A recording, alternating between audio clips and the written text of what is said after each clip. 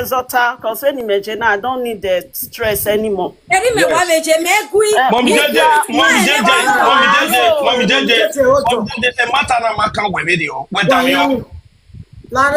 Mommy wisdom even whatever is that way. Before a mommy JJ could be over here, no honey. In highway, a calm, hallelujah, no matter. So, in our way, to have more way. My sister, even we are, because I remember my cono da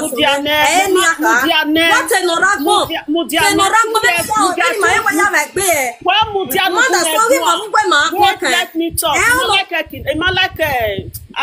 are going, my sister. I don't like can you calm down? Can you calm down? Go on. The truth of the matter way, okay, 2016, that is 2000. No, you had your money 2 years plus. 2006, I think 2008. Money miscarriage almost 5 months. Ni miscarriage almost 5 months. What I suppose? When imagine ya give me down, imagine money give me down. What the matter did the mail fat no cause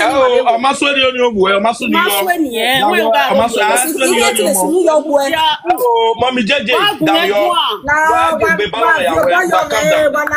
let's go to 700. Oh, 2 years plus. 2 years plus. I like a video now. 2 years plus, so we may have done no. So, Nukpo gave her. On they use 1 year ya dien over here Nukpo gave her. So, nye bieva bie or me vane or my mugojo or me bieva ma mugojo. So, any time me mege di man, ega nahin. Or we only bie ya bi Nukpo gea or we ga Nukpo gea away. That is no even Nukpo gave her can't see me, ye ya mugojo. So, now. So if you no go you understand me? It might bad to it because if we can do bien Nukpo giver or sure when we can we Nukpo giver beer that was Italy make a difference. A train station Verona or now we go via tom. We have my way. We might only mommy wisdom. Mommy wisdom. Man, watch you man get a point man. Yeah, no come your man, no come for date. Oh, that's nice. Oh, that's nice. Big man, Mudia. Big man.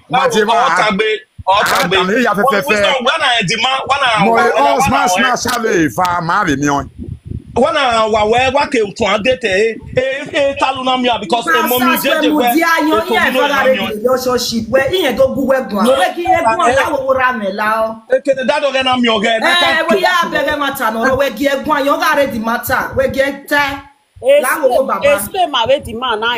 Early 2003. That 2003 in my Benny. Or even Nika way.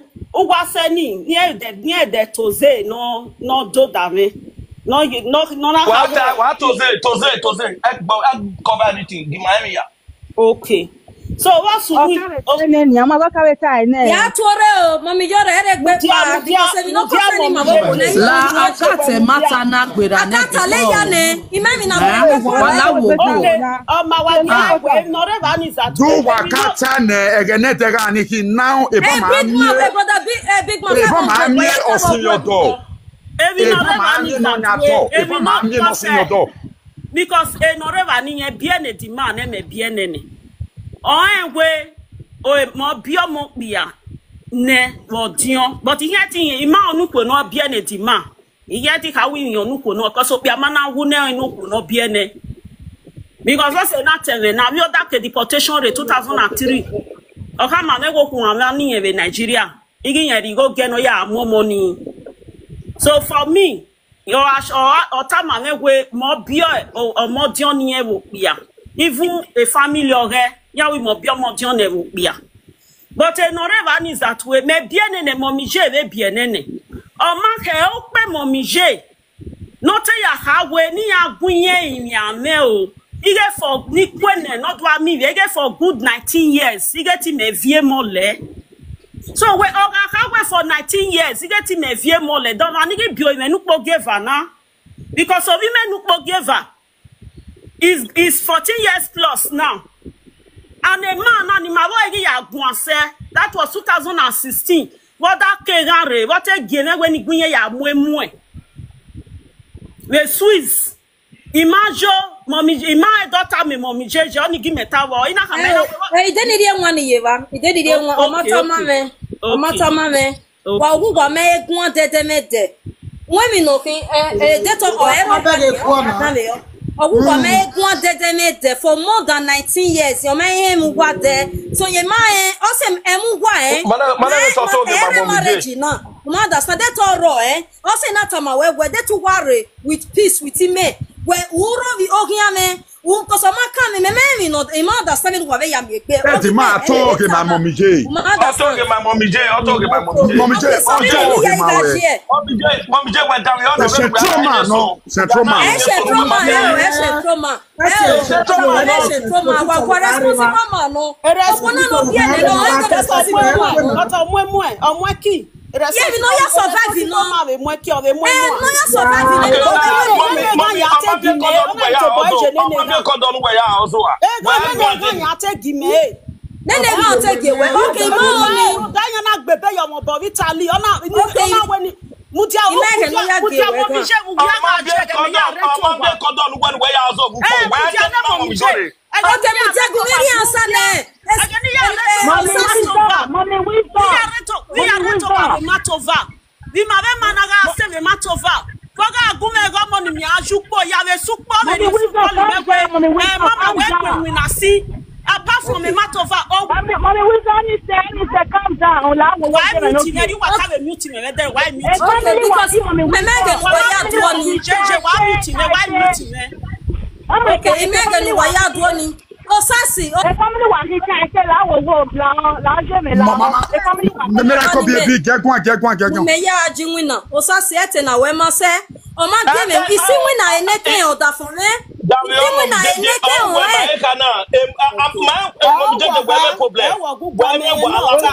there's so many things ni we man mom jeje I when we down we on we hen emi bun we man wa opia gba me him mom jeje o tito am o na fine over clear who we our love is 100% clear o man opia love ni all the egi Yes. he can do anything to protect that one. You understand the mom jeje where any man love o man love him mom is a wisdom. I love you but o ke we me ma gu we gwan mom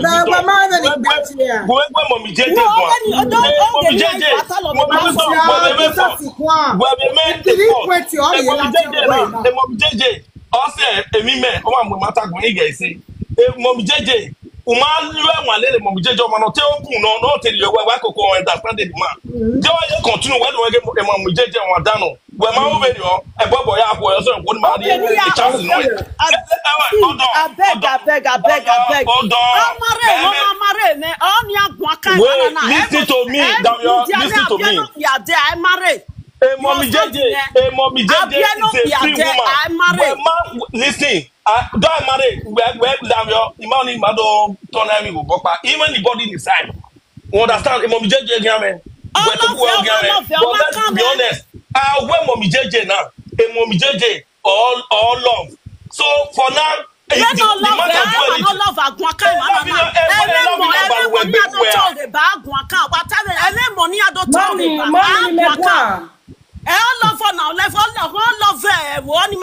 is not my business. That is what we are talking about here. Mommy Jeje, you will never see here. Mommy wisdom. Sir, Mutia. La wo my progress. Ama we go there. More money and do togeji. That way more money go. You get to me vie mole for 19 years.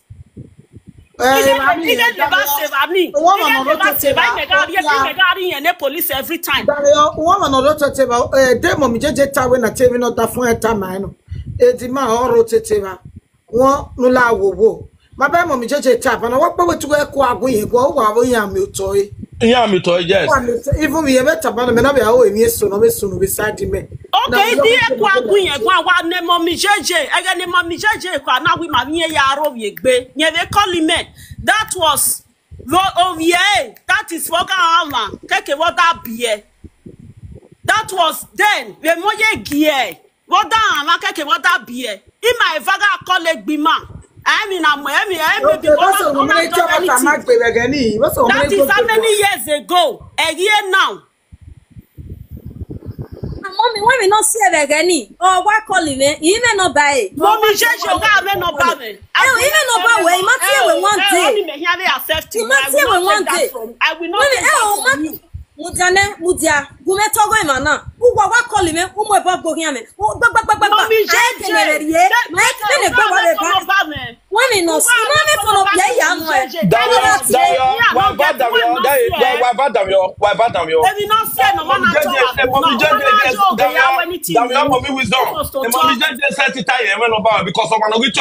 It's sort of nobody else.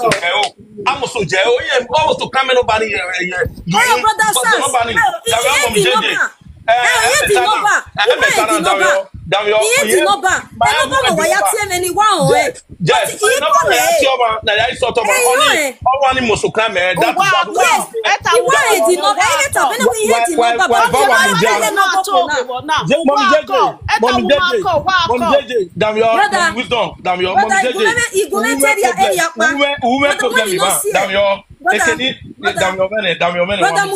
Brother, ya tell me na pa okona understand them now. So on ege no ya tie meni omo tin o pa e cousin orega no ina do de kun e ke ni na ri ni ebe memeni o community o e boy ni e brother ni o se mewa no e best friend me no bi ma ga gun a oyina ata me go mo no ege o ma ni bie na so me get am no ina do gie egbe na gwa brother ni and e brother ni o sie okuo na no okuo na no e brother ni na do gbo koto na do tale mi ya fefe no re family oke okuo na o talo mame e brother ni o ta mame we ni e dale no boko na igeri ogwaje igeri oro ya ya so na ga mi e mo oke e mi no ta mame me ta mu we no because o se me wa no o se me ga yo go teme ni ya wa si oni ne come up. Yeah, inviting you. Mommy wisdom, mommy JJ. Wife women now.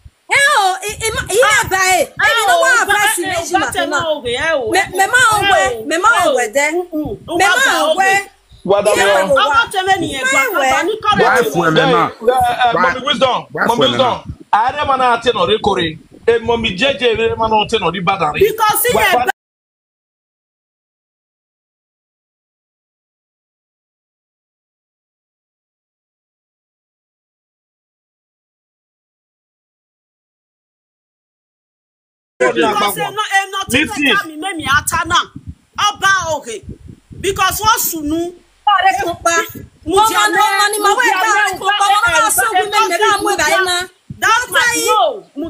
that's my first cousin ere manana ubai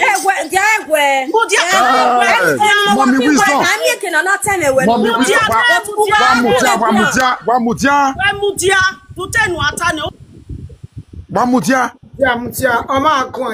hello. Hello, mommy. Mommy. It's mommy Jepe na when me buy ye ma o ma mi o tell na na wow. My west. Wamutia.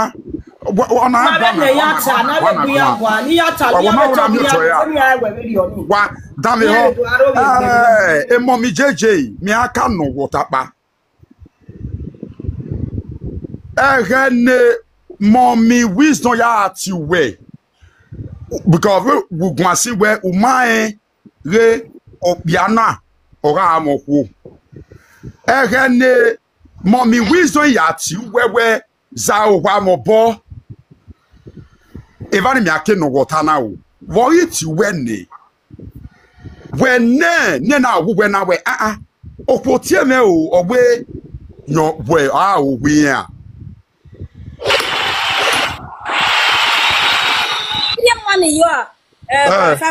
big man 500 ege no kona ya tie me ege ni me amane ime uki kan be si me meti ya stress egbe me gbe oro bi me ne ege ni so me na do know that for me when na I don't know that for me know ina do know gwe mama ro okwo we ra for 10 ye ya ekeji ne ye tama me gwe mo okwo ye tama me gwe mama ro okwo ye ma purpose okwo roporopa ye kona ani na me ne family oge ya gwe mata na me na wo say ya gwe mata no so matama making him engage again now where fiancé oge no giya amare I cannot do that because again hot cake okay then am be ka mu gbe obia ni ye ato me hamana me kedon ege odafi me omweko no ku iwe ikabeta si we amane ke ye woda fun me mweko no ku ege period yin na me do ati me yu wewe iye da bia re na that's one ati e bo bia me we a ogu we o ka mo ko ve he ne no bia na ne we got the be continue okay we me bia ne ina so na okay nigga don't know mommy Jore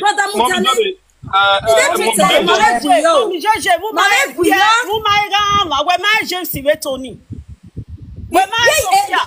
Sophia we have your queen have a pressure agwo imam yo gwo moro pa gai abosi oda for me ya abosi oda for me ya la reta ma we abosi oda for me ya igwo moro pa mo bo up till now so e ya eni ona mommy Jeje wa toro na o gedi hin mommy Jeje I never a man told my wa or told him my way or told him my mommy wisdom that's true but you cannot deny where umai woku na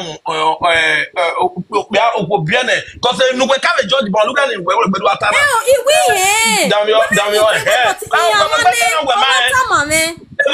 comment section even who are the comment who are them the matter see go time with me the truth not where mommy JJ 40 we damn your oda for me maka mu economy ropa iwe ege ni me hamane bi ho gwe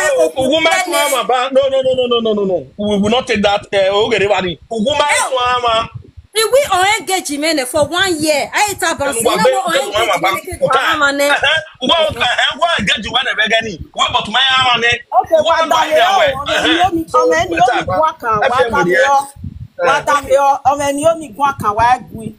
mommy Jeje ga down yo cause okuokin you understand me mommy Jeje ma we no pa okay down oh they don't manipulate wife but let's be honest with ourselves e kere ni me na go mommy spiritual we because man ni eta me mommy Jeje we imweko nuye igeti ye gwa love ye kere na mweko ya here what imweko ije ko trapping fine. You understand me? 2003 year man now. In a man 2005. That is 3 years different. Okay, 2003 now that is 2 years plus anyway. 2 years. Fine. Okay, what mommy Jeje ve sunu. Ve mommy Jeje vi ama. Ima na matama me. Ige mommy Jeje vi ama niye. So, amen, on va tirer, on a collé, on ouais,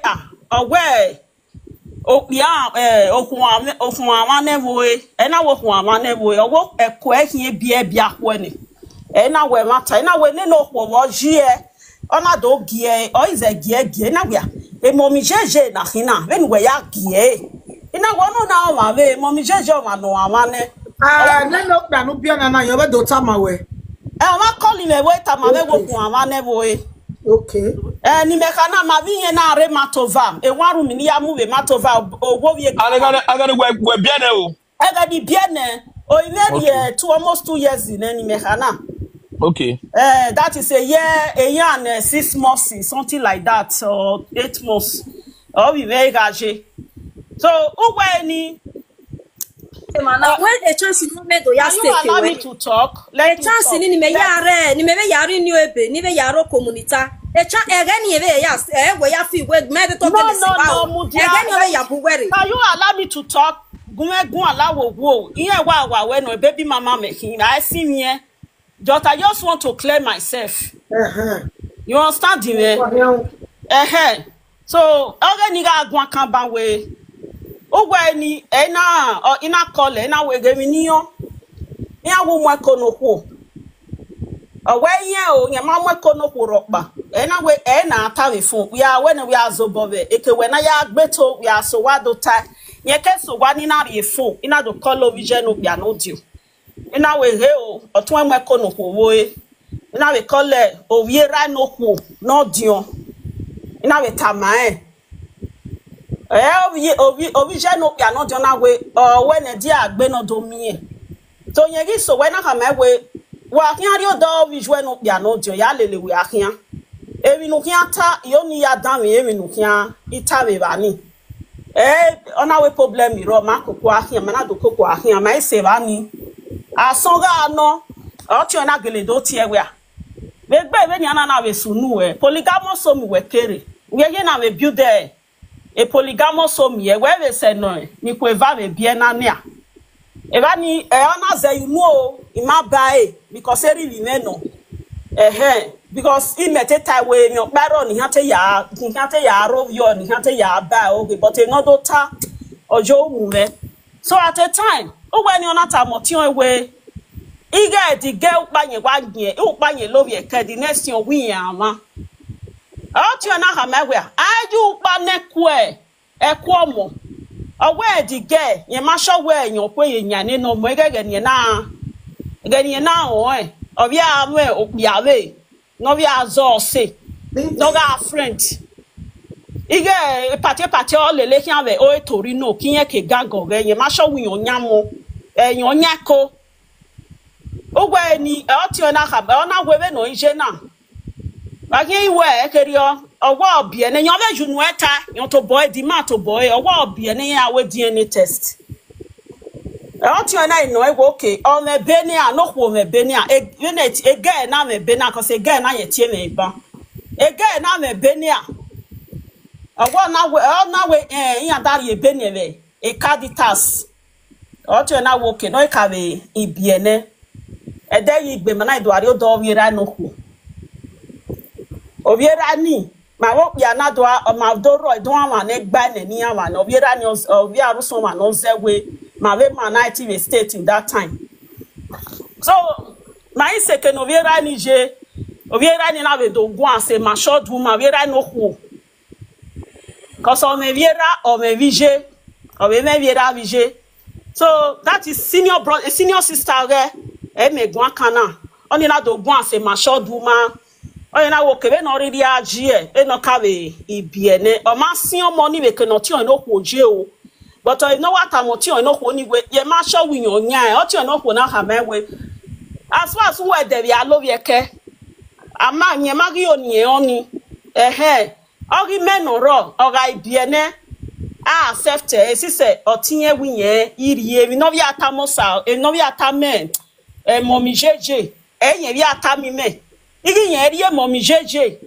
yen ve ni ehia ye momi jeje ya iwu momi jeje wa ha ma woke ige yen tita ma no ya ma no yen we no we ni no mo momi jeje ya kipe ni no mo no ya gbe pogari e kadita so oni na do igbera ma wo ikoko gba ro gwa we that na ge fori bresha we one room ni meto bi mebe ya mu we nene fori bresha yan ke do gbebe yo won bo yan we di awe mi yan mu we you understand me so at a time in my way ye we rogwa ni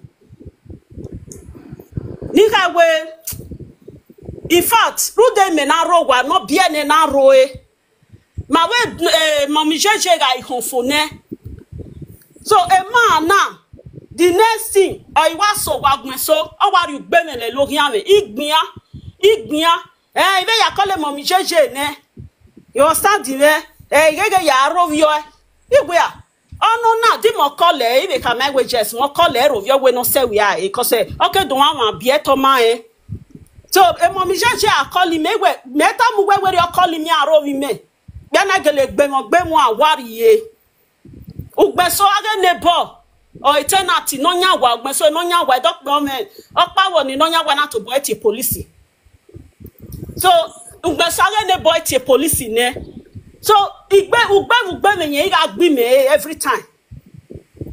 Egbe mommy JJ. Ni ka we ni wa so doni ai ni wa gia anyway. You understand? So ije me amo o ime nukpo gieva nukpo gia ni ije me amo ime nukpo gieva. Ni ye me miscarriage no maro. Ba wo gbe me ye bi ano. August your idea aware of your money also. Akedo mi we o imi na do wan wo ime nukpo gieva. Igi bi ano ime nukpo gieva. Ona ye continue gbe me ni na we no kise na meriku. Bogi ve gbe me phone no ya va wo varia wo ru da wo kan fi o me le mu to fo. E na we riku. Iyan na mu ese. We o wa gbe me ni na admit me for 3 days. O ma we ga either were taking. And that do time me senior brother original ya no do na we. Le o. Atun we gbe me le keke kone. O tun na do gwegun. Awe was a manata me a with the yama, and away Yama, that is so even no give an ano. That is a or even no give an ano guero. Okay. So that is your defense. So in not believe it was that well. No, when I'm knowing no good, no way I'm name nobody is fighting for the man, no name here. Any man is that every day the man that way, the man we more fear more le. Separate him away man now. Ni what not separate him away man now. He ma fear more le. Yes, no. What are we mudia? What are mudia? Not separate. Mommy wisdom, mudia. Mommy wisdom, mudia. Mommy wisdom, damn you, man. We call J. Okay, mama. Yeah. Yeah, when I was having on J, have a beggar. Mommy wisdom, work one for the eye.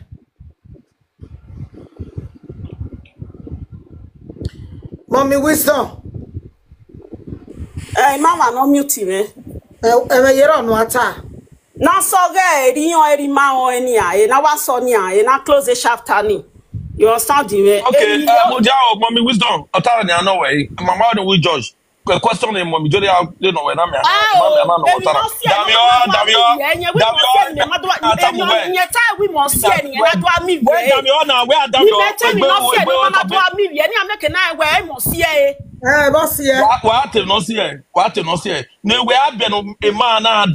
From monarchy 0 to this engineer general. My man I need 50-year-old go. They always said he go. They always support him. Canada. What stop him man there to meet the Canada? Na 10-year-old boom there. Who can be given any not your way you can cook. Look Bogieva, look not Dion. 4 years plus in not young age. Okay, 4 years in it, but I can't tell him your mom telling me by it. Yema tell him, Nika way. Oh, you got a socials. A socials in Niga Jenny. A year plus, or even a year plus, a year and 2 months. A year 3 months. Social Yanaka when it back. In a rete 1 room. 1 room in Maya Muni. Mena someone in ya also because. Uki agba asigo gwa menonya wasi ego o ya gbeto meke no na gbeto oke me mi go rieme to logo ego no mi rieme ego na maybe we ni ya ogwe ni ya demi owo most of ugbe so he level because omari go me spagi my ogbe so gwa odo ba we go no we o de ten ro mo we ya demi owo ni ya level o mako kwari supermarket. Most of the time, you bought Bobo man, you were 2 €5 in your making and not better. Mega, no work, mega, me, Benoya, we go, boy. Oh, we go give Mommy J. It no where we were go, but you me go no give Mommy J. Maybe you're devil, or dread the rogeno. Oh, we way, a Mommy J or bien yene. 18 years, just so we ain't what he gave I. Ete no more my sister what of you Mommy wisdom.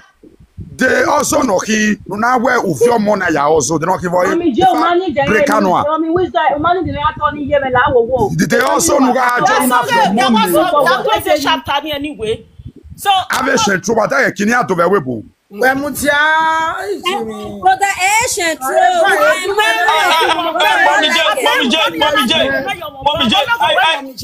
Mommy J, I will get a way to it in our way. Whatever what I want to more in here, I do whatever. What away, Mommy J. Whatever what your phone, no way to equate. Well, I got seen our way. I said,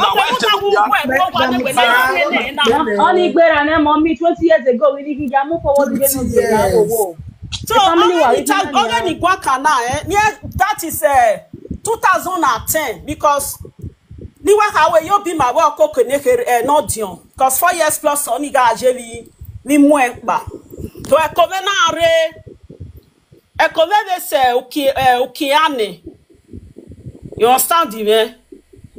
So at a time igi sema e ko ve ki e bia ho e li se Francis o wa ni onado mu e ko ve na re that is 9 months. Oba no come am when here with Francis gin day o. Ah, God have mercy. O when here with Francis gin day. Igba fa ni am mo ni am ya na ya when here with Francis we day because it is the time where we died there. So nigga in fact need one mo give vani. Ona wetin mo story Francis. Ige Francis wa me ya fe ire na. Ni we do we ni wa me with Francis ni ya supporter ogun ya.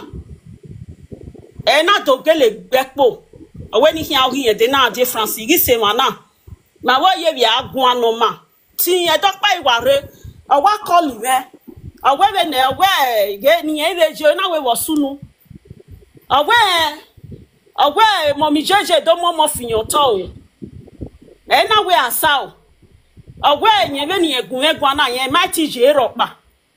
And I why good mom of your water. Money was only then was just 2 years plus.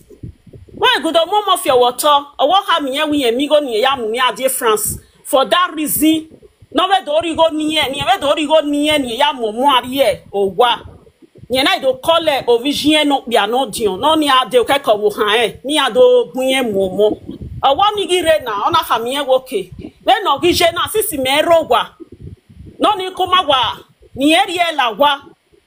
Keke wo mo na wia ina wo tu eke bonye ni na we mi no ta mo tu enu ina because we mata mo tu we umi ma wo we no ni me ya die France o we ta mo tu we ti me gbe po se we I ga die France o se no tu na igun aweri oni ina we tu ga ta ma umi ma van no ni me ya die France o we ni ona ri nwa o magun so mi I call a man now e mo mi jejo ri mu efo Iwe no mwe phone no nya phone. Awa no iwi me no. Owo han no we do han no kiwa because so we mabu. Iwi me no. Off you've called ni job we gbe do call e. Iga we gbe ko no bia ga imu iwe a. Be mommy jeja na pick a call me. O we mommy jeje ge girlfriend de Tony. O pick a call me. Iwe go ene na ya no wa gwa kana oke no. Imame go pa ni ya momo yo da fon to obi me eye de gbe wo be ropa obi me mu no ya mu no si mu no pa ya obi me pa ya kara mere de mete ano da fon me 1 year kekan o gbe wo e ma kesu wan stay ku gbe tin date ni me kinu na mi onu 1 year kekan gbe wo o gbe wo e ni na ri ni ebe me wo community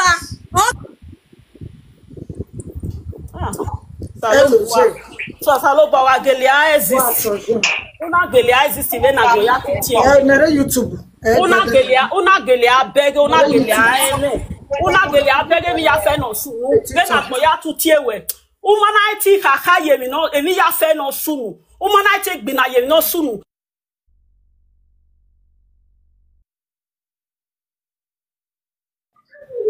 Agepi sire e family wa ya wiki na wala wo wa tene. Agepi sire. Mommy ni magwa ni mane yata mommy. Okay, mommy can't give him my go ahead in the market. Mommy, I'll give you go ahead in and I go on maybe to any because we're making maybe no way. Money, you're saying you can and again, I been call. Mommy, my agree. My back is on or no, German, what time make over. Okay, mommy. Call it so worried when the mommy wisdom shena imani wa on esowa so ya when lawo when ni wa se anu wa nu wa ta ime de gwanso mommy why you conclude there me conclude when the mommy egun ayo ma very o sa sire ma o ka gbere ma ge mo progress wa ya gba wa to wa ko ta won okay mommy mommy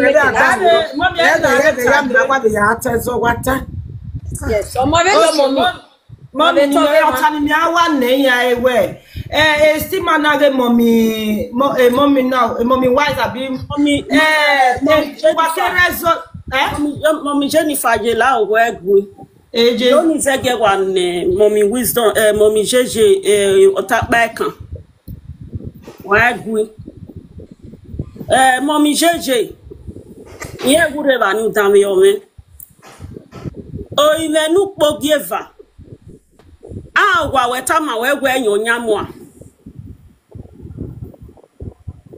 Imagine iye weti no me bota na koso makan e no kan me do gwanji e no cause any me okay we na ha we 19 years ago we mudia ne mommy jeje we 19 years ago ti vie mole igim vie mole 19 years that means me what abie obi me soto e na wa mwele me de to we bi give ne iye be type my de to be ne but what me on iye 19 years mudia ne ma no mi jeje ogwa atai ba na wa fi oba yo me o let's go to 800 you got dion we nu po give with 1 year ogwa atai ba o ma dion bi me o ma o do bi no po give no dion mi me o ma 40 years o do dion obi me o me 40 years of waji 40 years obi me maje na guji mudia obi we 40 years o je wa ya ti obi me the year no go because I na mudia you wait won stand me we adult enu maje ro pa 7 nu ya 7 na we ima mare imo do ima bele mi obe nu ya 7 ni ya 7 me bi bedera i bedi me wa mi bedi ni ye mi bedera le frasi i ya se we i drive ye o mi jeje la o i ya se we na ya to ya i bo wa me wa dia gwajo wa la wa beto ona mai se maya ibedi ra wala wo ibedi ni we gwa kana ya snap ge mommy jere ona ya kofa me snap ogo me mudia ne o mi ni go ni ma je na o mi na te go ma no snatch be odo ma gwa kana okon no ya we obera 40 years ne wa gwa kan ma solo la dan go bi na egire ma na there is egire na ya gbelegbe emoruwe ne ya we agbeji de na ona gbe ero pero na ona gbe mommy wise mudia wa gwa ne awen wa idu ata na emo wa gina wala wo wa gina mo wala wo emi opa ni mi awa no we mommy wise demin we gwa lo dem no see any we na ye tie mommy jeje do aro yo tu we o we no da for we do agba o they can not tie only me ma understand now they can a platform here what for your information imamu ele platform here okay we gwa lo we no dem we gwa lo so that we have topic na we ke we gbe like man na be na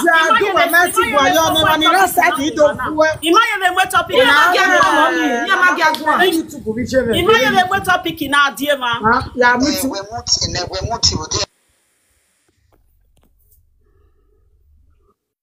mama la wo ebi no gbera ni mommy wisdom mommy jeje la no je na ya we gbo ti ye gwa le di ma o ye gbe gwa lo but o gwa lo That will go along with the No need. Who is so bully? Calm down. Comment to our work, no go. Calm down. Can make a comment in your Calm down. All I say, I can't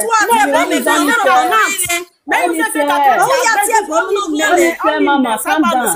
We're muti. Mommy wisdom, we muti. Man, no what? I don't know what. I don't know mommy JJ or la wo Mommy Jennifer, Mama me tayo la wo wa jeme. We bien efa, enoke bien efa. E family wa yake. Mommy na la tari dagbona. Ewi wa ke president wa kwe, o ten yake jeme. Aki na ono wa emi ya because emi alaja mi ba gon ya ona ewi no ya dire. La ga yu mo gwe so, na le pe ya la wo jeme no ge. Wa o ne pado ami owi e wa tie na settle the matter je no ge owi e no ukono mi ore na makono mi ore na aho aso ye mi on we understand you na mommy jeje no ge bo gwe ko e mommy wuzo ye bo gwe ko wa ga settle e wo ma to wa e ba ma ti ku be na but if you wa e we owi ra vision ya o ten ya iya anything as no na they must be in the same parlor together la wo je no ge e da me he comment e da me gaga we talking no gero egbero. Even to the guana mommy JJ mommy wisdom. A boyfriend here again there. Oga 20 guests at the same time. No, do I feel really one. No, we have so what or whatever. No, we have worse so what or whatever. So you know gila wo. In wa. Gaba cotton ya fashion na ewewo. Na lao na gwe e pagwan. Ne pa no mi vie. Mommy la you know gi. You bo we ko. O hot you da we bo we ko. Jedu ami vie. Forgive. No bragbrane forgive e yes good brane and any I marry muere am for so forgive no the good the best come for you oh we are not there man everything na we set out there you well understand you now oh mama and glory be to God you move forward mommy la oje no ge la e ja tell me na la jan ye children don't be no we no coke no don't be no we no coke money. Mommy, where's Emma? No way now. Only we bois. Only we bois. Don't we make wale di ma. Me understand. I'm not wale di ma. When you don't sorry. Oh, di ma ta say you win me move. Oh, we do okay. Nene money ado gwali okay. Yen ni egbe no ka mo egbe se no ka zin egbe se gani ne.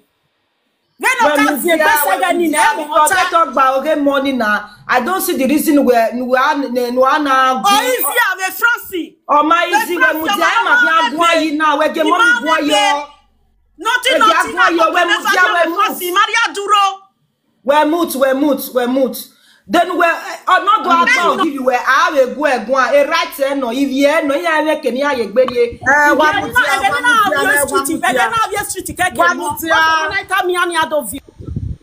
hello mama Gwan from Jemmy etere wabuta emo mi jeje te oni gugun emo mi jeje to ni si won panu na àwọn ọmọ pa mai mi na fún ki apie ìwà dáhùn history máa yà sí swans ẹ̀mẹ̀nú tá a gan ẹgbẹ́ mẹ́rin lè gbé ìtàlẹ̀ lórí èmi ẹ̀ ti fi wèrè ẹ̀rá kó ẹ̀ ọ̀rẹ́ ìwé ìlú mi méjì. wẹ́tẹ̀ no important àwọn àgbínàmí nàta mẹ́gbẹ́ wẹ́tẹ̀ no important mama mẹ́gbẹ́ tó àdó advice yẹn ìfà.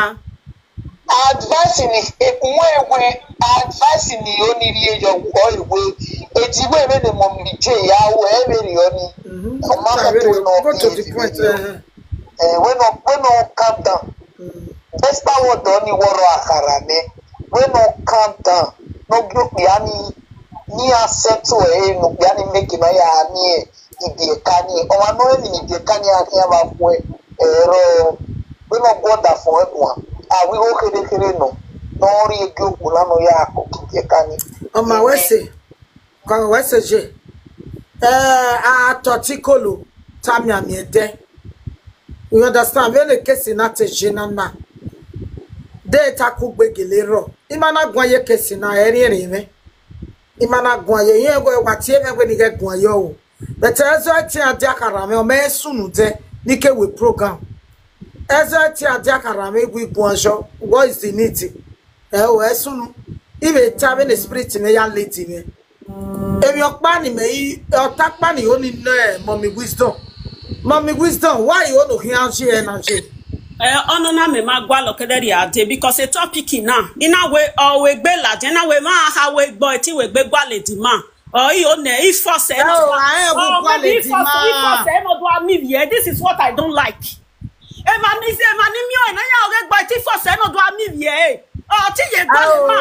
don't want this man. I don't need him, and I don't want to see him. I don't want to see him.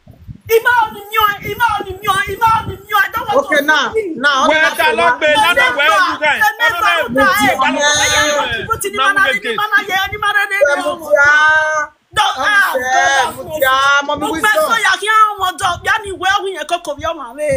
Mommy wisdom. Mutia. They no kaka ba wa da we say where a woman out da we. No, he's artist.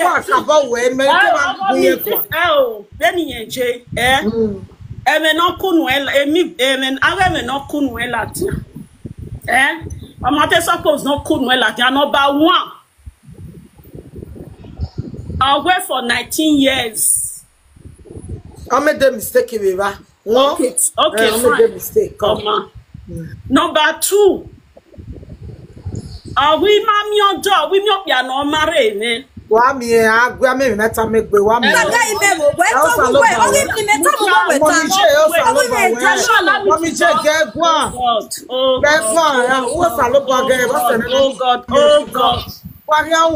Oh God. Okay. Then imagine, Iguatoge. Do that one him. Otai ban, otai mo ban. For me, ebe di no ruo gwa me adame o.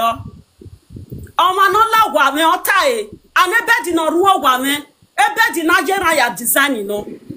It's okay better it's no, in eta na we, ni we ogi me give it na we. Oh, one la gwa me, oh one ro, man no ya gunya gwani, no ya giving information about me. Oh man ni me ni ma be if ya suffer e no. Oh man, my take away. Oh man, the same person you 5-0. Oh man, no we allow many no ya giving you information. Them at there maybe we information no here giving ni. E ya fe na gele correct. Ona gele gba information ni na gele gba manu we one no don't give you all the information ni. Ile rune no hin but eni ata me no hin we emi ni mi e gbo ga mi e gbe. Oni eru ni na ne no hin. A family ya vie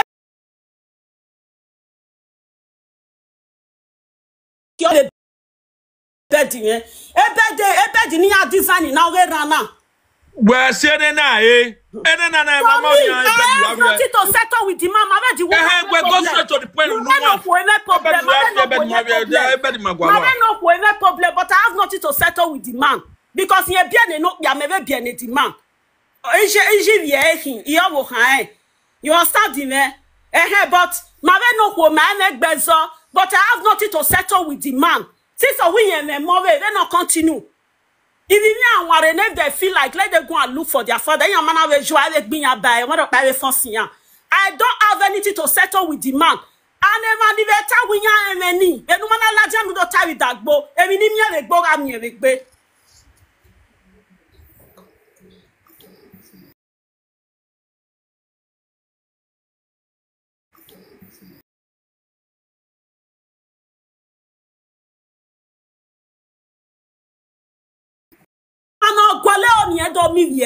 That first time, Adam yo. That man no gele o. Madare we mommy. That man no gele no. Ni wa keep ore mommy jeje inside of ma wa am anything. So ni worry out that ya ni bie na. So for me, man no gele o we just ni gele do ami wie. Nene matter what sunu wa ge mommy for that first time. 2 weeks gbanya ene, 2 weeks gbanya ene. Once no man we bring up the matter no gwe mommy jore kwa no stress ya wu yen gele oni emi wi yen. O again mommy Sonia ya mo ladian mama blue. Again mama blue ya mo the topic ladian. Once no man yin duhu, no yin duhu a platform ore mommy mama blue. Ore mama Sonia no yin more Mama Sonia no come Mama Sonia keve no regional. The but let's settle everything. Ni emeke na we ni hado ya amiri nye. O manyo tufu. No do tie. Oma we gbere mu ere, oma we gbere tie, re we no ije no ye na me we mo force. I force some when we realize now. Mutia go magwa. Waka ira me. La oda sa so kwa. Ite o ni nyodo me bere we ba ni. La wo emi so ni only contribute issue na la wo ave tena tana ba bere ya e valley of Ghana di na ya teme problem asie me hia ndi ma no di ma sie me hia bele di ma no ba we pon is speaker ni ada me ya ta me di ma wa sie me hia mata ma wo da tin o pe ani o sie me hia we no we wo wa we ka we to start with. There were free where Obiariga Hamo Wona where Yewona doesn't you are to start with. And never in the history. Commanding Bia, Bagwa Toge, Bagwale, Bagwa Lugene, Basama. So, no kind of where Ye Momitin or Dimon Jenama. So, well, Yemahe, yet they blame me a Obiani. Obiani or Madame was so well, your man lies say, how my area, how my dad. Where one you be? I said, Mama Dario, woman, yes, say, why at time. They are booing at your woman, you say, I'll send on your quiver, and I want you quiver. I must send on me, I will me. Where a cook will look at him, why sick on I did put over my why sick on I would call him. Or what can I have 10 minutes halfway be up with? Why said to me a matter because of piano moya if I would ever saw up. And what at about it? So, piano, oh, yeah, here, Paso up. Yet to be blamed to other woman or reference in me. No, over there, understand me. Where to the place about to for your turn. Well, the way no can or where you do sometimes or where you are with I have boy and netto. Because you see where my son see where I don't know me, but no, now I know me, but now I'm your dog. Daniel confusion, Lutia. Or he said, yeah, I'll tell me, Mommy Judge, my mommy wisdom. On the second, Mommy Judge, job at Tommy. No way, no way. So I ain't already only.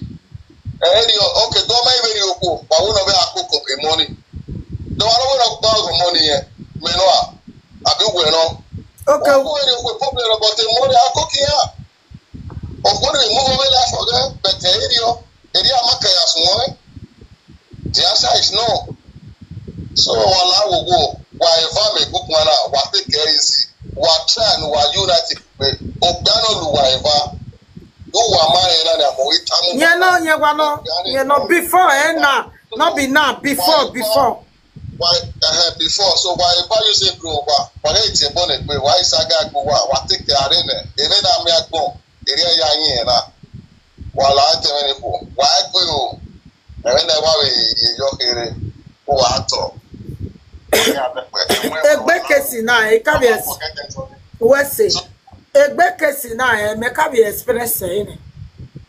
And not by Tavitia, or the table on the job where one no who, one fire bua, so that one may see every why. Many of the car express saying, but I can need when you understand it's too late. Akbawagen nano, when one man a corner and one Akbawagen nano, I tell you who no more na ego piano that former because you might know your taviva. I can't say, yeah, I'm working any. Once coming, no, what quite a boy law. It's here for only one walking. Now, get them at my way. Now, make a night can win a kid. Egbema won't way. Obono Parano will give no time. If I explain say, why explain say, I go what we run me an warrior. Try, no try your that woman can be. Cheer again, Biani Yareke, we no allow, not your no touch. Give me no plan time, mammy. Oh, we away making my way. Give me what dog we? I bet I'm making my way with it in Aria. A bit of what we share. So only in wa fi my vajo ajoare. You understand? So you like that. No wala wo mi opa ni me watana. No wala no wa mo so for. No bia na so yetina ya. O ma be mo mi jeje ma egui. Ma wo ene so. Yere la na oda me yo o e ni to o e mata no ro. Ma wo egui di ma. Yo o je me gbe na. Da me yo mo mi jeje o je me gbe na gwa we tamoko no kokko mo na be nine for good 90 years we no la no mo so for. Oh, why me abana mo so for me ya wa dojo. Akena na italo mazeta le yefo. Ogene ya gwa kokko mo ni ne wanera. Wanera ga eruwe. No ko so okwo paro no hu kin amu. Igbigbe agaya koko we. Igbigbe agaya pe igogwa anu at the end of the day uguru. Mommy jo re Francis. Madi aduro re Francis. Hey, the honest say. Madi aduro re Francis. Hey, the anu go me gwa. Honest say here. Okwo paro na ti amu wa ga le gbo na so igi ma yo do. Okwo paro na ki agele mo igbigbe agaya pe igogwa anu ya koko monu e. Wa odo mo jimi ya gbigbe agaya ko e. Mayari at the end of the day, he settled down with you to Ryoko away. Wabako need to settle down. So I'm gonna yako come on way low. E pala le la le fo when we via. Imia ne mi ya make na bete enwe. Eruwa o drive it by Eruwa. Eruwa no ya go sin get Eruwa. Hono Eruwa we ka ka. Ma drive come on jeje ma jeje. Mommy jeje ata ma we na ne gbe meke na be oko we mommy jeje ne gbe kama no ka mi jeje e ma ni mare bari ota ma we ka ta mi na si bela dian we ka ta ma ne wa gbogbo no we gbe ade no la wowo no do no ka ma we no ko sofo a iwe Eruwa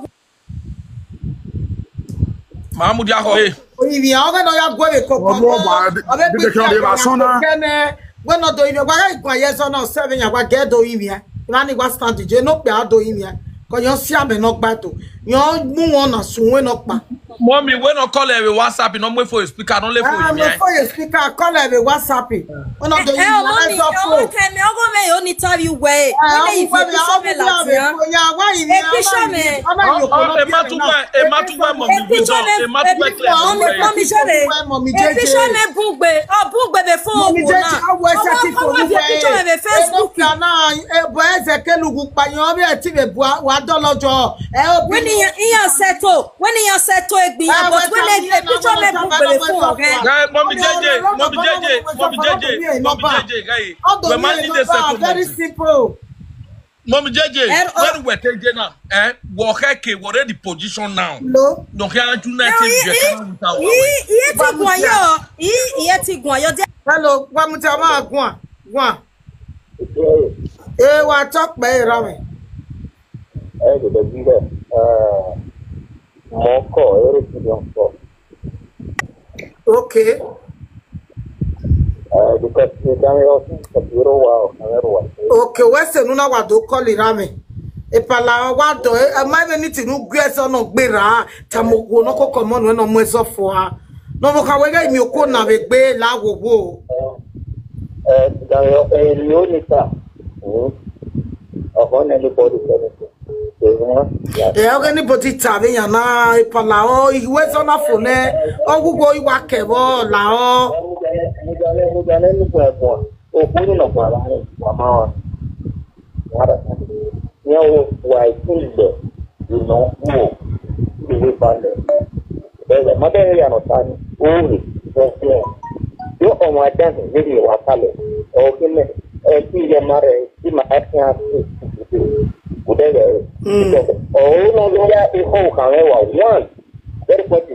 the money you're getting, you are some really stress here. Look at the idea from all the people. The girl on the reality, I got people at Okia. No, the year, no, I'm going to no wow media. I don't know, you're still in a real temple here. Okay, the question. So, why is you the time? Together, and then what I don't know. Only a rare of your wallet, but all that is the thing. Yeah, we can man and no myself.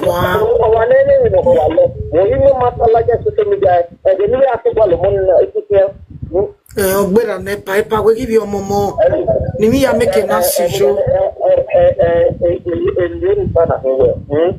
Well, what forget the matter, the wife one. What they now in the wife one. You need the next one. You get a point in that. They not that. They doesn't. Yeah. More that's funny. When you are me ya fo, no me no ba, no ya tu we baba.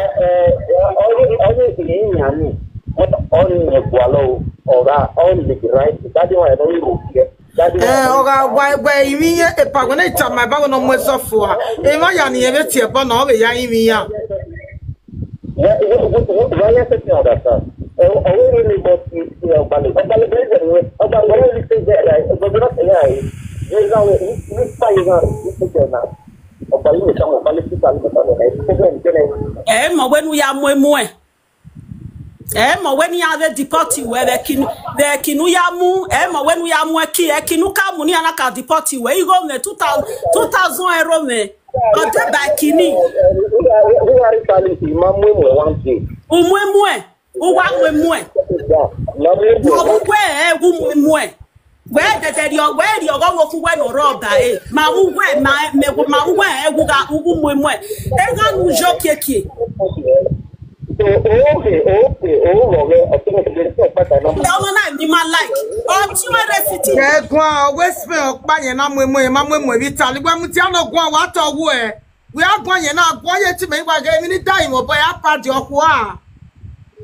get one mommy wisdom while we talk with Jay.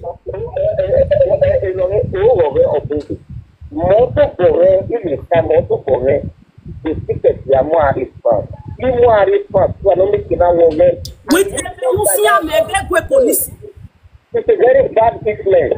I'm just telling you the truth. Or one of them I attack you or one of so why, or you are not so why. Or my money problem for one thing, the money problem for one thing. In my marriage, and the marriage was got married. Okay, no, it went up by river. The Tony, it's where you walk back. Yeah, no, let's hear your sitting at the Rocky J. It's where you walk back.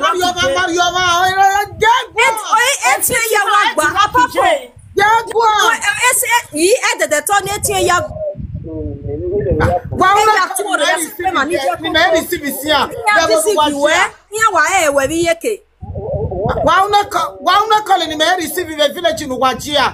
Why we not going back one?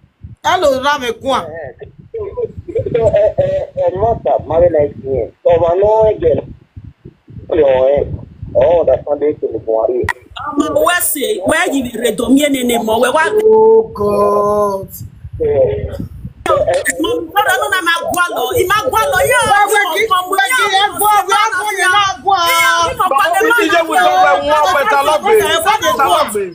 Mama, I see in fact, I don't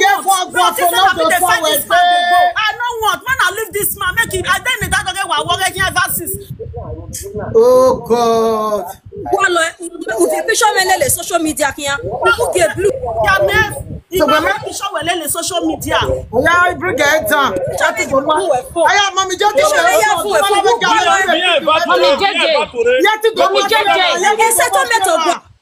Mommy JJ. Mommy JJ woru nyebe mana mewu mana mutiaka si wena ke mami wana me fata uge mami guan si sa se mami kan ya wanu ge guan okwo na we me baba to go welele mami omoro me ba wa ti aye no ye ni oge ni e ba o ki me obiri I think if we a message ye gbe ne ke o ki me are line avia I think okwa snasha ona but all favor ye o man wa me ni he it's a good way. This moment, all you can only you want it.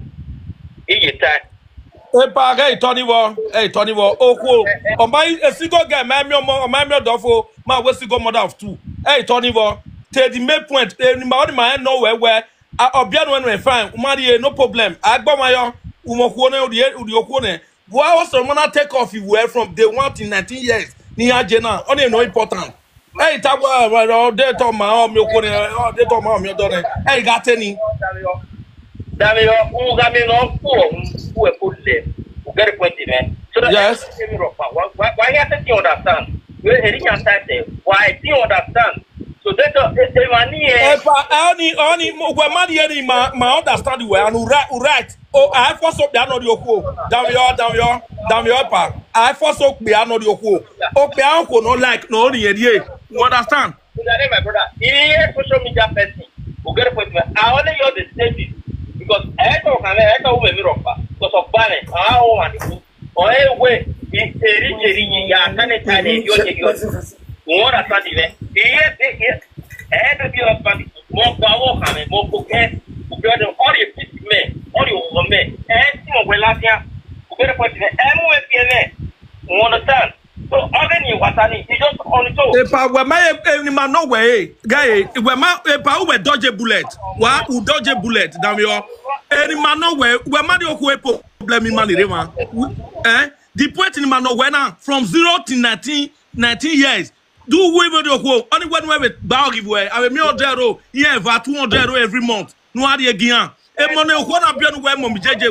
They not say no na bow here. What's a night bow giveaway? No Mommy JJ bian where bow here where the value where pay go one here. No go bian where Umabe DJ or my dead woman. But we bow give a monowe bian. I be one yamo.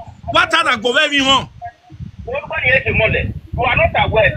No, oh no.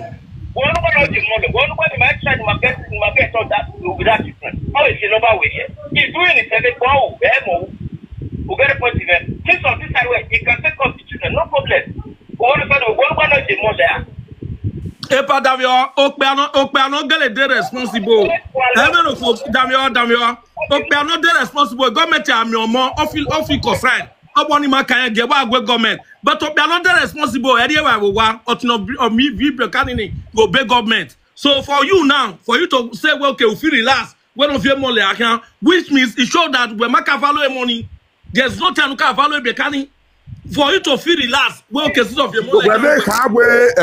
Of your money, you say, well,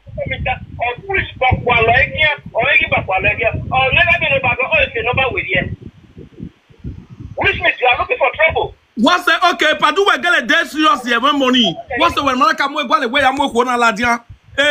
France oje we I tip your money lero mo. We better to aya de France. We better to aya de France. We sitting oje.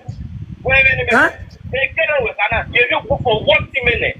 You want okay, let me come and see her. They get on you one after another sitting over that. How we can shit. What on the woman we can say on here. Okay, tal my only no where now like you. Ni ma wani one no watakpa. For now, you don't one side the general public no dey wan where we get them we are take off the Bekani. We no gonna we no sunu. We guy no sunu. You know we wait and work one. E man like just sunu ni ado ko e man na. E we are go we. I'm telling you the truth. So I want to get the man. The woman way, man no way, more no bien no way. Man, quoi cana? Comment je vais faire? Mettre devant? Oui, si je vais mettre ma photo. Oh, je sais pas. Quoi? Et mon no bien no way, ma quoi cana? Why about rien here now?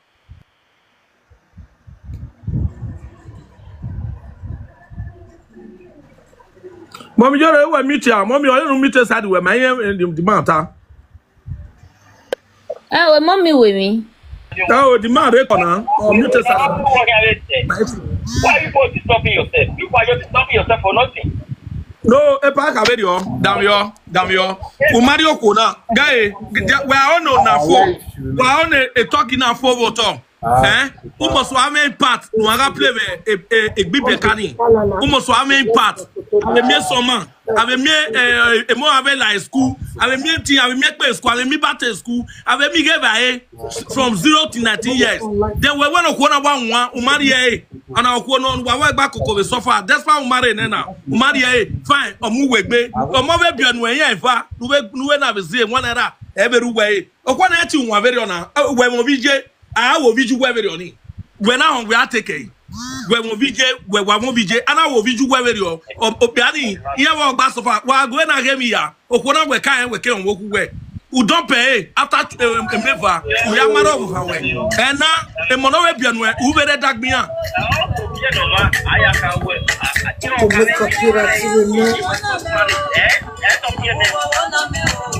Mommy Jore, music ni. Okay, why? Not top of now the TikTok. I mean, a man I tell me. I mean, wahala. I mean, a man tell me not to win my even I away. Music in our way. Mommy don't want to. It no Mount Talat, Yama. I mean, it's Okay.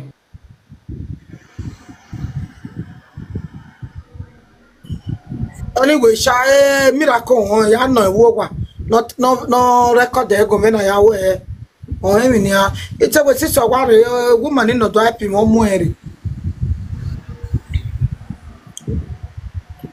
Mommy, la wa ti e che we gba be coffee. Ore ba hello pa.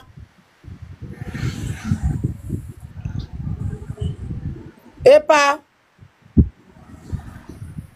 o.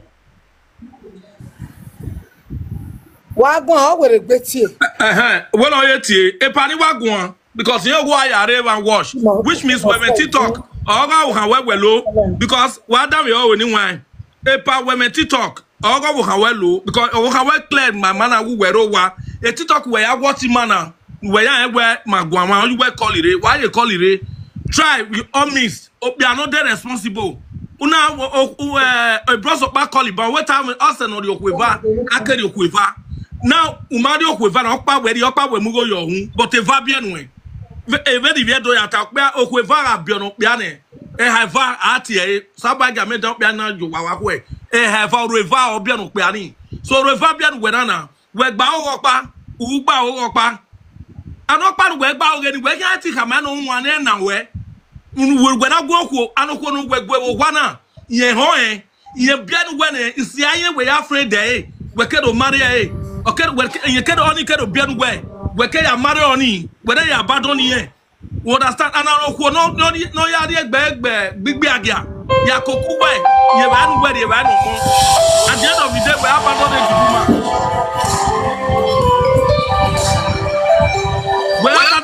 the woman over where he stay Kenana, where he nana. So we are on a peace here. We have a peace, or rather of you no make peace. You have to make peace with these children. And Mommy JJ. Make peace o sas. Damio, listen to me. Damio, imoto na mele, ona imoto. Agugo imoto, your body no muwayaka. Ona me flataya. Ekenu wari wa so. Imoto na me flataya. A passenger no way deliver a journey near. Let me be honest with you. Wara next woman, you have to make settlement with your husband. Try by all means to make sure connect our No, uga haoma kanwe, which means you are the bad woman. Guy, listen, uga haoma kanwe, which automatically waruwe. Wa haoma kanwe as a woman. No. Don't damn you are going to move me. If you carry my adivana, can you watch it? Can you recommend? No, Mommy JJ is clear. Clear to the general public. Because anywhere listen to me. Okwo not turn Mommy JJ, no. We have about 2,000 plus no watching man, Mommy JJ. Again, don't way. Listen to me. When I can get weak in animal, where Jenna, our be carrying was to connect. When I the body eating, I will watch him or submit to you. No, never. There's no way.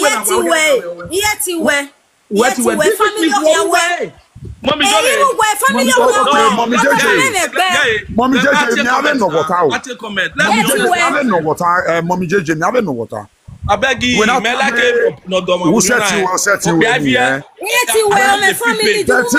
family. Tiwa who my video. Ọmọ náà bí ẹ yóò ẹ bá o rẹ yìí. Wọ́n ṣe títí wá ní ìlà ẹ̀kú ẹ̀ yìí lédi ọ̀ ẹ̀ mọ̀ náà. Wọ́n yìí kàn mẹ́wọ́ ní ọlọ́yìn lẹ́gbọ́n náà. Àwa jẹ́ lára ọ̀gá wa kí àríwí ẹ̀dọ̀ yóò wá àpò wà fi ọkọ̀ dọ̀ wà lè bọ́ọ̀sì ọ ìpè ànímọ́ ẹ̀rí oko. Wà á rí ẹ̀dọ̀ wà wá jẹ́ lára wà á rí àǹfà jẹ́ lára. Ọ̀nà bìí unadi ẹ̀ wà náà. fie ke gbomonu ka bie when ajela la gbelian wa ya ri kwedo be Did not be a man will be no ya man homo to you. yes zaka wa oh 500 500 yeah a family matter no of me no concern a family ni ki me gun ajo and a family one ni me we ni ade social media again so enya one ni me na we gbere na ni ya ihe ya beg the families cause enya dan me yo so the settlement ya na social media a family man me no family o ya gun ajo obi do mare mo jeje me no tabu we matter na Mommy JJ Mommy JJ Damio, Obiado Mare. Aga Damio, when I were Maro when Mommy JJ, they told you were very you were. They told oh what clear what my were very you were. Or why you were very you were when I were lele do. I know one way now. Mommy JJ. Eh? A reason I know one at the way we will not go, brother. And you were no go the family Amen. For example, Mommy JJ. Oh, Yahweh. Why are marriage?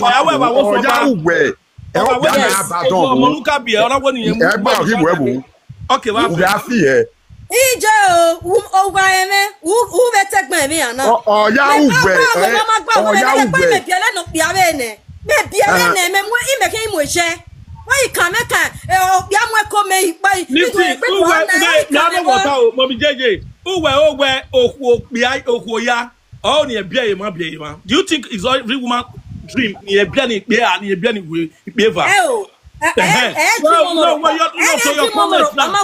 to your comments now. You're to your own comments now. We feel where Mommy wisdom.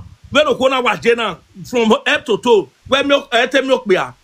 Who ya dream any army, and you bear it beaver. It was sort of Mama dream, process. So, a family matter or he said to a social media me no we got social media a family now set to when we no kono wa man accept is nothing a work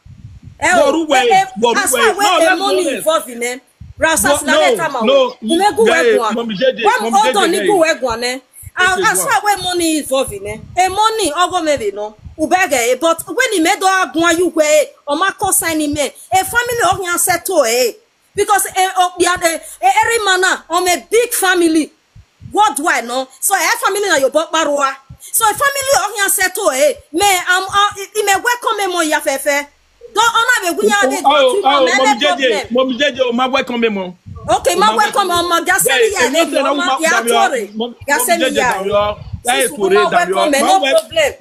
far when one of your picture me ya your phone re the picture me by Facebook me on you Mommy JJ here the picture we me no pa do you wariwo wagun e mommy mere manana wagun gige gugwagun guy iya yin waya iko no very best situation guy Mommy wisdom na wadi buru we ti abapo we tell me ma wa wa kan we oku ne ko e ma Oko no wake no me no wegbe oko wa redo tai thank God my most of us in my hand do oku oh wa oko na Mommy wisdom na re owe family ona ya upset okodore Mommy Mommy JJ na mana kwejo awani arobowo ehun ni oni di ohun me oni di blast up ne gba Mommy wisdom the think wo the family as why agwan be the Mommy JJ mana we o mana accept gba awi any di blast up ne Okwia omon were ki webie for a webo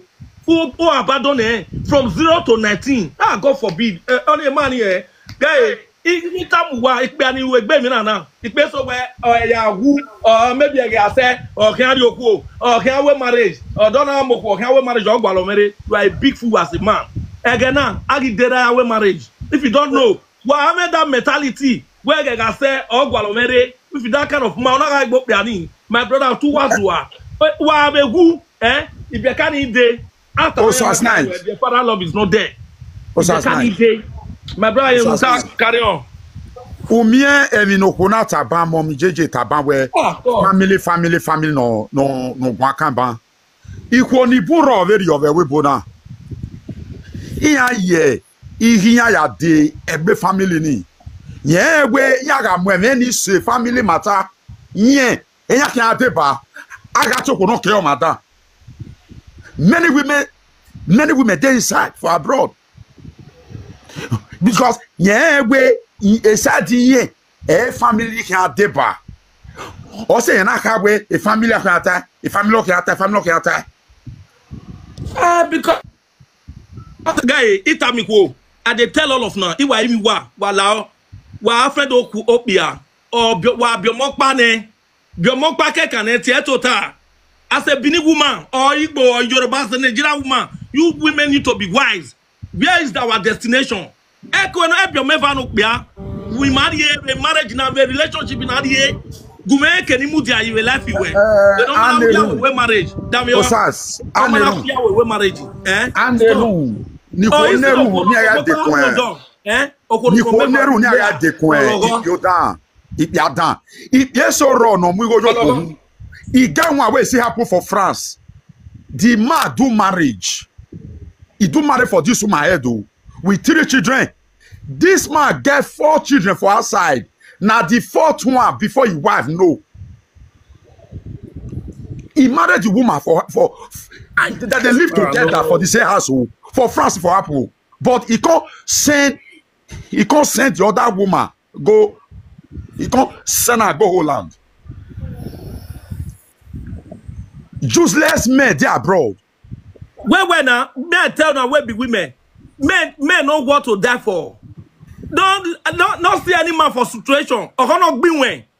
Even if the man dirty, they crazy they go. No go bye here, no back cloth for her. Not cute her up, not build her up. Say her, later go be maybe they do street work. If you they go for road, they better mommy with no una. Ya me turn up here, akwe, who maybe hope. You made a very big mistake.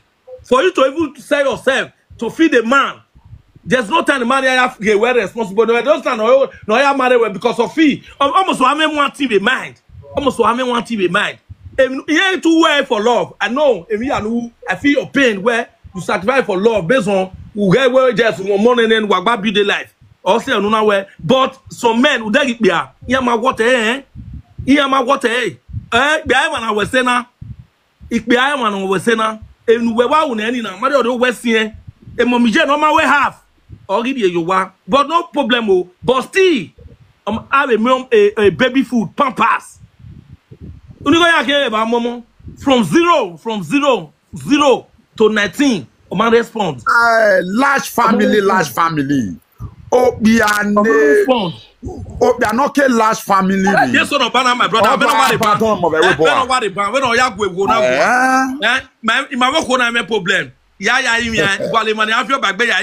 Ya settle with ya and expect to know anything. Ya you could have my back anybody in settle there. You don't go to me, man. Simple, very simple. It's something. Very simple. Even no ya ba o mo he an no ipa. Ma ge money ke contribute o wa say. Why go la o mommy jore la o. Egu o ni oni se geta. City Niger na.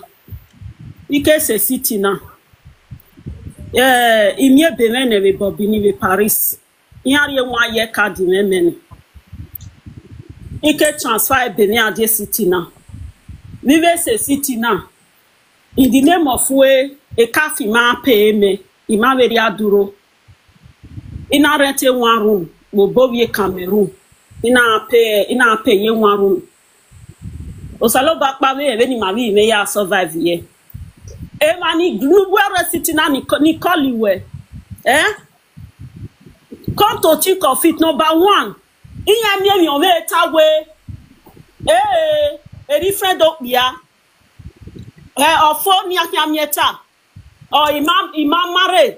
But anybody no rest city now. When umana ni pass through, ike say nati. Umai ni pass through. Ike do mie be way France. Umai ni ya mie be France. Umai the government ite ya mie le mo le Rouen. Ina le live room. Ina ya take ina le like Paris. Ina ya we church in way Paris. Una do age I know. When una you don't know me. When me and my children dey see. Do I say man you not tell long you know suppose me and that. Ne madame, mommy Jore ni zege contribute here. Mommy Tala Marie, Gabe sister Dike Gwan yo Tala Marie. We ma mi ni ya ga mommy Jeje. Go we ga kwa je ma na. Yeah, Titi Gwan, we get Titi Gwan, Gyan Dike Gwan we. Support we nwa. E do no ma nye na. Oge mommy Jeje no ro because was the nina we ya we mommy Jeje Gwan me ba imanu. Ima sure dey Christian gele no one. Was the nina time oh, bia na nemo ivie. Oge marriage ni ma kan me wo give ye ogwa kosani me as a Christian. Sabo bless you, yes. Uma seti gwe ma na gun ogu ga fine o na na do mure live video mommy Jore. And mama emanike am we problem we ever since. And mommy Jeje, all time when mommy Jore dey water. Ogwa tai say, ogwa we say, ogwa sort a problem. Ogi se gbogbo eniyan mommy Jeje we ke ita. We live video is set is solve. Mommy Jore mommy Jeje ru weje a. Egwe o. En lo pa nu water ni. Sabo bless you, DT. Ah. And then Utani, like you want to tell we're Christian, God bless you, Edith. God bless you. No, I went video. We're Christian, a buyer go we're Christian. I got a better one do. So we're going and left it mommy Jore. I said it solve a problem. Any problem, no go to bury. Imagine what a bunny meal to Nudo. Mommy, Edith, Sabo bless you. Get Tina go, Tina here take one ban. Mommy Tina mute. Wa to wa pe. Sabo bless you, mommy. Mommy Jeje ekino do emi no gba because ijo magbon yakin. Omo me we na gbo yasan. Uwe oko na be woda fun ogba megbezo eyin awe mo. Oko na mommy Jeje no ri ma osopo no ta me ri aga era me lawo ogo na me. Awe tu ma fun ni oko na go better giun game ona. Ame mo na. Ijo magbon yakin. Adanegbe. Do wa danegbe SCM. Uma dame we social media meti eyan meti gwajo platform na meti gwajo but we adie ma na do agwan ye oga maya emi no gba ni agbon ya ijo magbon yakin. We are on a settlement. I don't know we are not give maro okona. But money oga no suppose no give no or no give get money. No go no give abege. Emi no gba ni wa ge maya bi a o enegbima iku agbon yakin wa to wa pe Thank you very much. Ni mi awe tabra big man deni wa ti. Go ahead, Jennifer. Because here we ogoma ekenona we abe awe go egwan. Ma understand me. A woman no go na mama wisdom. I feel a pain. You are feel a pain or why say what's now we feel a pain or me no ye stand in a vitally gadagba.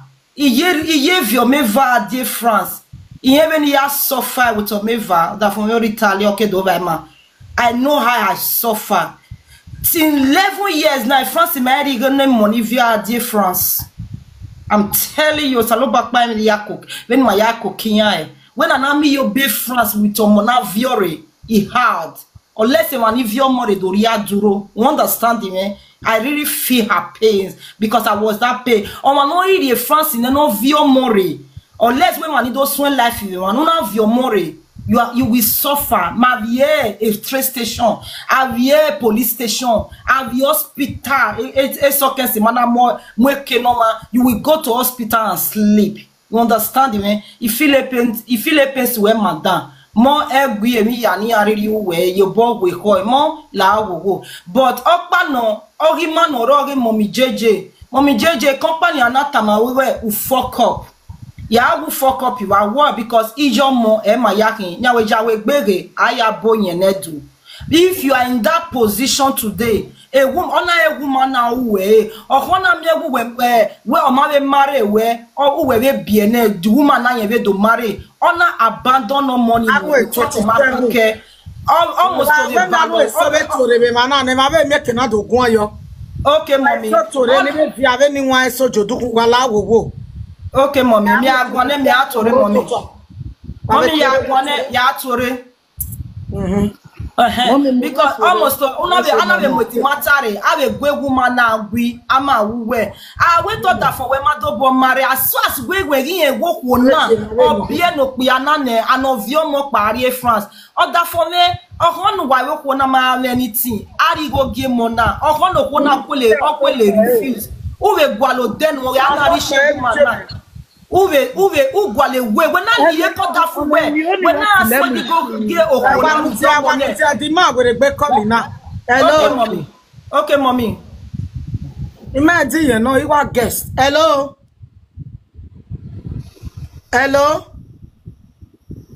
Am I going? Hello.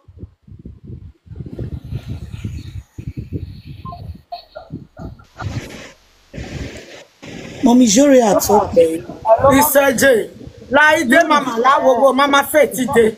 Hello J. Mommy Jore at okay. Good evening, ma. Come J water. Thank you for the good work when you dey work. God will really bless you and bless your everybody when they follow you. The Mommy JJ, sometimes many women be woman. Sometimes another person, another woman picking. The eye when we take the look you know they make sense.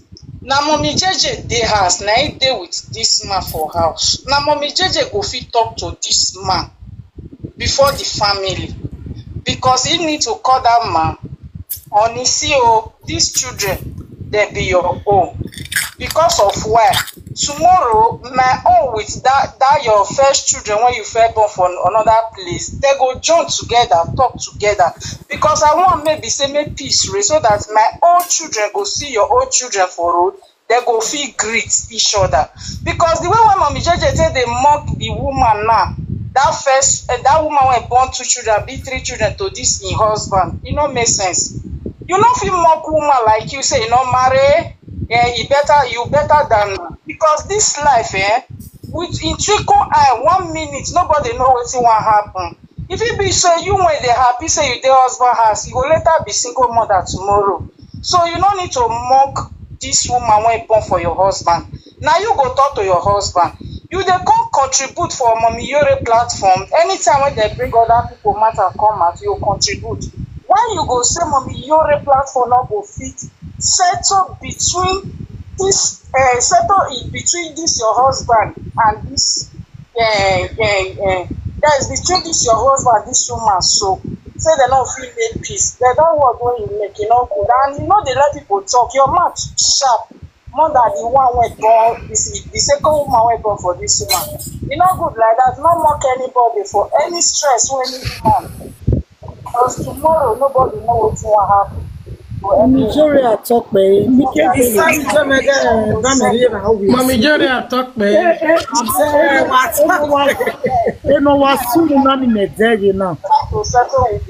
Mommy wisdom. Okay, the woman can go naked go. Soon the woman actually now. Okay. Feti. Fet favor we have reg beshu na mommy. Reg beshu na. Wa get one. Wa get favor one. Wa get favor one. The me that female. O ma ta mi me we o ka mo ko. Mo understand it. Mana do me we. O ku ken si me. Eni me ya on se for shock me. O ta ma me we yen mo because me carry no money. We me be nwane. We yen o be nwane. You know gbe me won me va me be me. You know ke my ti aro we give mo ko na me give mo do. Iri mayaro. No, my baby, me not do ama. E ko na re 9 months, 3 days to bomb. He give no ko wati. Okele mo bogbog yan me. Yan wo yan go ko ama nu e. Egu ki yasinya we ni mu dia ko Nigeria. Una do me we u do mo e na me do touch me. Ina do vie yo. You understand? Tell we was in good man can no we mo ko we o we e dey gbaro o phone na we e ki o na me malake. Any meje imayo because me layo o what there o kauro ne imayo na do akodo lele ni but give eje na ike do bie but if you no ho we masinya e one day he me push omo na ri go gian mo na to bo me we get school gian God bless you you know the time that we bene emi ya do dere ne re ana dia o ku Nigeria gi nya o ku ewebu so eri na go ko no ma. Man, magba dragi. Okwoni na we do understand na we come. Any other finish me ya gbo maku. Okay.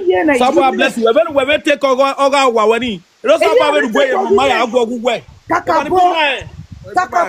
Oh, one imagine mama egwide. Even if mama season ni made, but okwoni no waro, only no lo no biani. I won't ban my gbanu. I won't ban my gbanu ne. Blast soup you Blast soup is working. Ma good evening, oh. Mommy, you're a good evening, ma.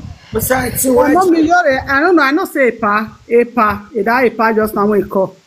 You go there here the watch or that Mommy JJ go there here the day they go there for hey pa you dey talk just now say whether they don't know if they know Mama Wisdom they will know the kind person wey be but pa you can't forget 2006 when this woman they hide you the co-characters that time because I mean with her I born my pikin that time before she come born you can't forget that time how the whole suffer when this lady suffer follow you una wa mi ame ya baba na o we do atabe TikTok na we yan ma egba yan ma no je ere otoge wa gwalo ma no temata okwo na no e ma no toge just that ugbeso ma o mani ko ga mohun you like to talk everything come out you understand okay parete won baba I know you very well maybe you no remember me again I know you well you I know you 2006 now they talk so you dey talk just now say you dey find them you go change number you dey change number see am I no believe say you dey take care of that children. This woman they carry children they run for you. Maybe they talk to and truth is very simple to talk. You understand? Wait, one really know how they tell no. You tell that when the woman they go road work. Mommy, you're not people carry it as common. The community that if you born, if you not get any help, like me in a hospital, they for help me. So all this is swara. They take me for hospital to the house. They send me a paper. After 6 months, I go leave that place. So 6 months really complete. Now they consider me come out. I decided I never come out when I know Mama Wisdom. She get belly that time. She come meet us for there. And inside that Caritas, she did the other side. We did the first side for new hospital. Now inside there, now she they carry this man come greet her for inside there. Now there I know the man. When he carry the man follow body come greet me when me newborn. You understand me so? Women itana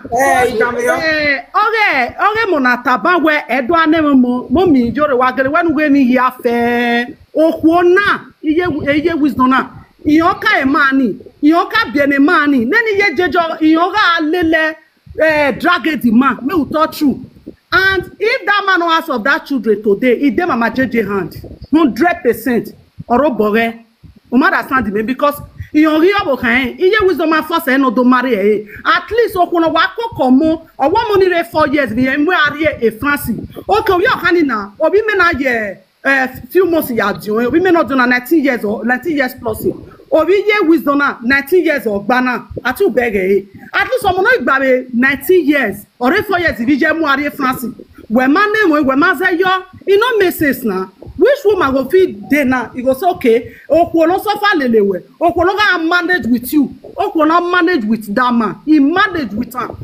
You understand me? At least they not force me marry the woman to take care of the children. Mama JJ, you there with the man for her. You know, if you tell me say that man no dey take care of your children. At least you they say that family go talk am. Now you be the woman of the house. Now you get her to call your husband say other family lao. If we're trying to name here, okay, then no each change nobody. Once a woman is so large, where we go when you're bene or bene or fancy. At least 1 or 2 people go know where she did. Do you understand? It no make sense because when she dey cry just now, the thing touch me. Now I make me say I go climb up. Na person when I know. Na 2006. Now I know her. She get that first speaking belly when. That's how we get that first speaking belly. Now he and the man they stay together. That time when they first speaking belly, he dey Caritas. She come Caritas. Now that Caritas, she carry the man follow her come greet me newborn. She get belly. Not be the same apartment we dey. Then they carry the apartment like 3 room, 4 room. They go share everybody for one room. Do you understand? She did the other side. She come for her side, come greet me with her husband. Evani mawaya egbe mana wa do aku. You understand? So better take this matter is if the man want to take care of the children, no worry. If he still say no, take care of them. That man no dey come. The man dey. They don't go finish. They don't grow. Now only you they take care of the ghost is there. So if Mama JJ, they don't say may she not carry husband, but the way they thought just now, a bed. When not they bed, a heaven, a bed or my bed. When I tell a bed, a bed in a taba, bed in a bed. As far as they see where they put your head, bed in a bed. Do you understand? Not the mock person with the situation. If you did this situation with this woman, there you go feel.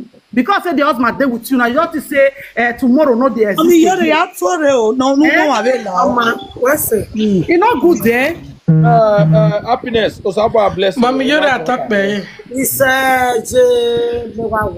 Mommy wisdom call because we might fear. That way, mommy wisdom. Mommy wisdom. In my way, but similar situation. Or see a walk go and buy a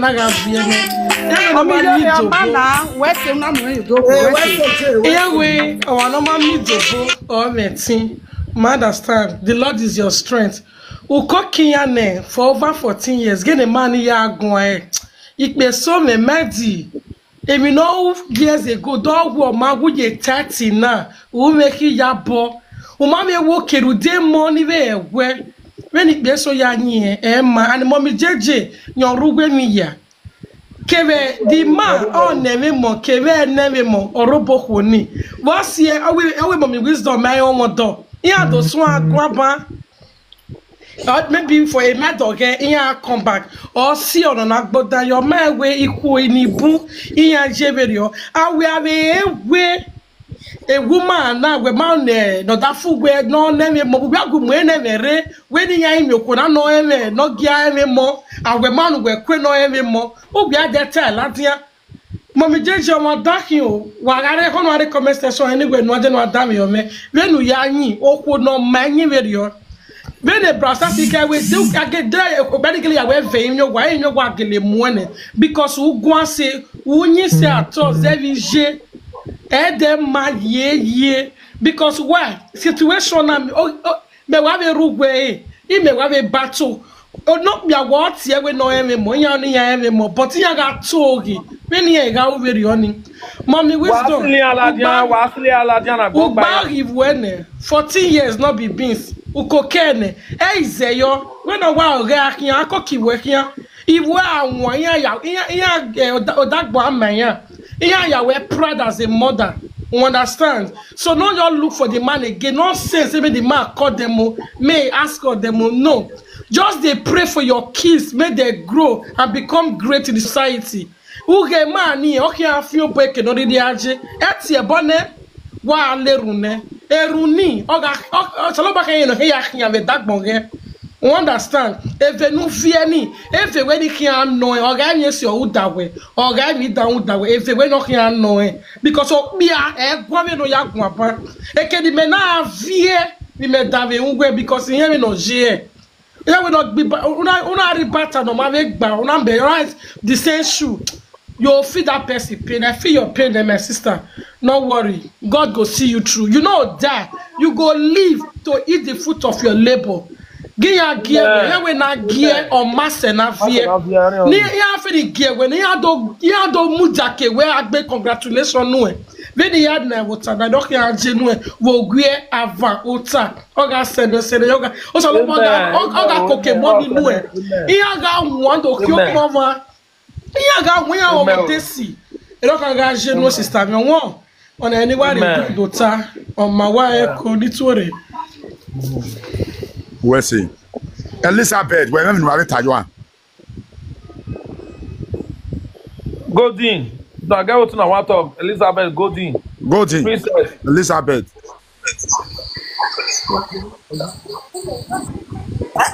Mommy, baby, I thought why you were both. Why you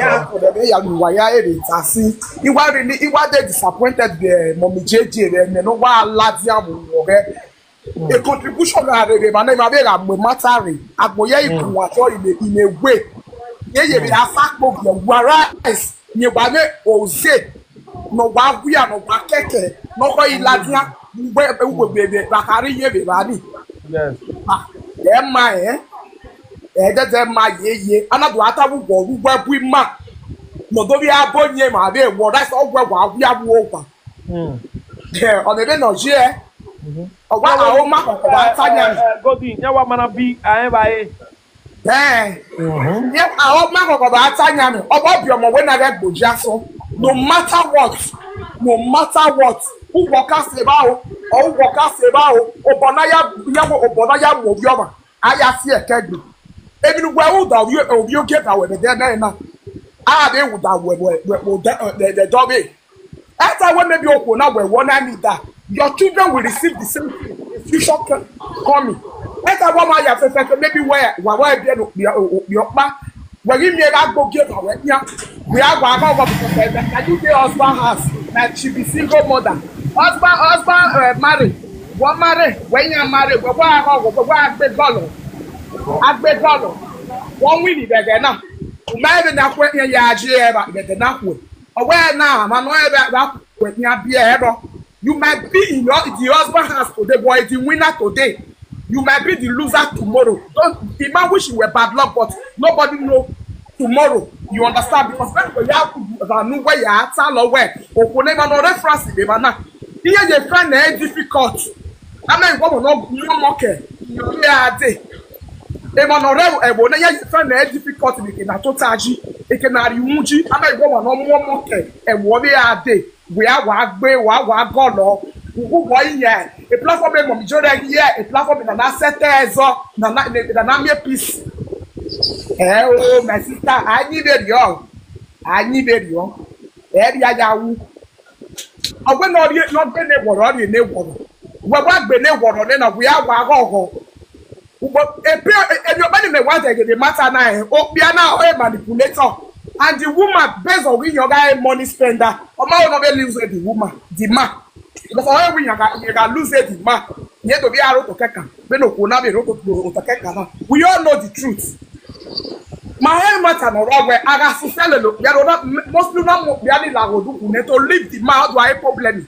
Where hope be added to Bogago to me, even the family of the man that's still there where say their brother is not a good man. He might be working at not to look after those children where obey not Piaget, because I mean, be a very ordinary or bio abandon him or market. But at the time, who they will party as a woman. Who they will party where was a woman where I don't be made even noble. Baby, every day they cannot be a meow.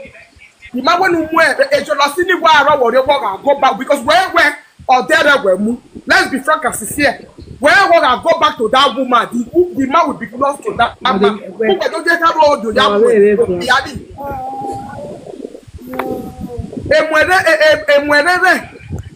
Wasn't whenever I ballot, be a whatever, no way, no, when no be over, but when they know the over. Who pop on a yak jale or they said be who pop on a yak be or said be yale. Then you only don't come away. When they start any car go about, I the bella platform member be joined to have on your way because the man babu now what the bell now do I take do I be upon your game of baby, man. While you know the wow, it's your boy, mama. That's your boy.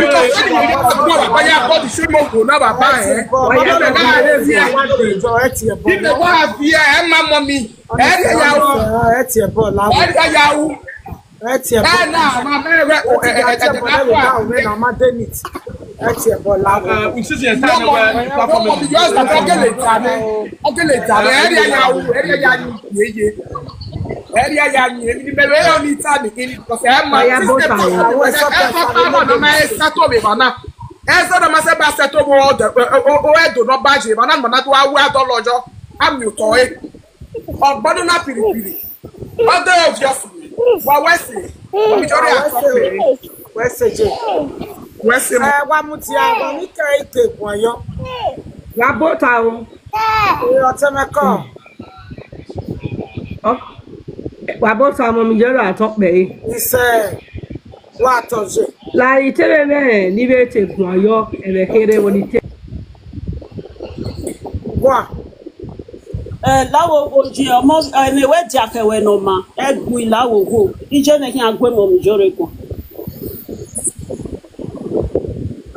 ama ijuare lania ide ni mo ye speaker hello Hello, Kaji. Hello, mom. Munije. Hello. Hello, Kaji. Tiens la dia. Comme tiens la dia. Wa talk me Kaji. No, come me. Wa talk. No. Hello. Hello, Jay. Iyan dami owe, Jay, iyan dami owe. Jay, go on. Why is 7 men na yi? O piano we bia na. O piano we bia na.